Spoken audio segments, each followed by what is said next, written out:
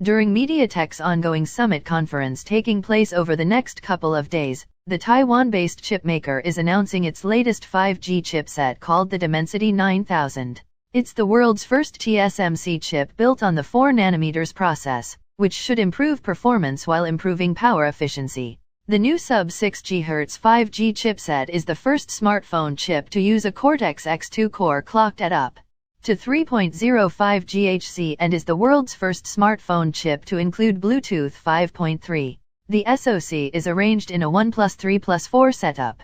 In addition to that single Cortex-X2 Ultra core, it has a cluster of 3X Super cores Cortex-A710 clocked at up to 2.85 GHz, and a cluster of 4 efficiency Cortex-A510 cores clocked at 1.8 GHz. The chipset will support LPDDR5X RAM speeds of up to 7500 Mbps in smartphones. It also has 14 MB of cache, which MediaTek says improves performance by 7% and bandwidth consumption by 25% versus just 8 MB of cache. In preliminary Geekbench performance, the Dimensity 9000 surpassed scores of the Android flagship, perhaps the Snapdragon 888, and scored similar to the 2021 flagship, which indirectly meant Apple's latest A15 Bionic.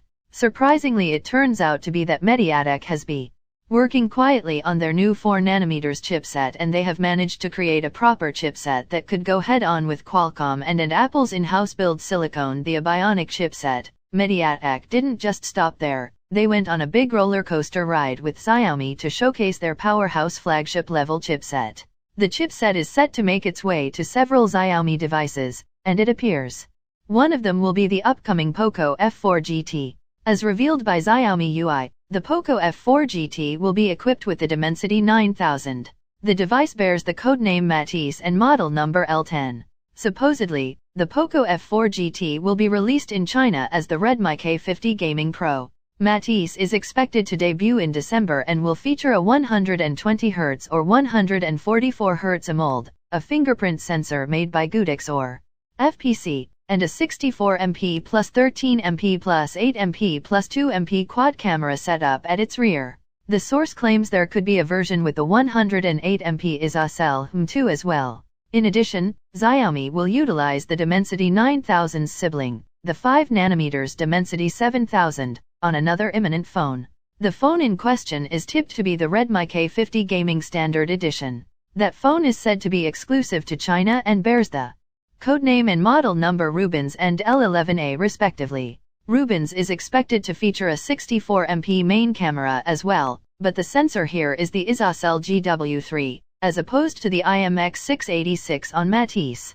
Finally, I'm happy MediaTek were able to pull this through. If you living in Africa and have not been partaking on the use of flagship chipsets on your device, well, that is about to change. We know MediaTek processors are commonly used on devices shipped to Africa. This indeed is an opportunity for you guys to get the best from MediaTek. Also, I expect the price tag of MediaTek new chipset to be a little cheaper than a traditional Qualcomm flagship chipset. Indeed, that's going to give MediaTek more opportunities than expected.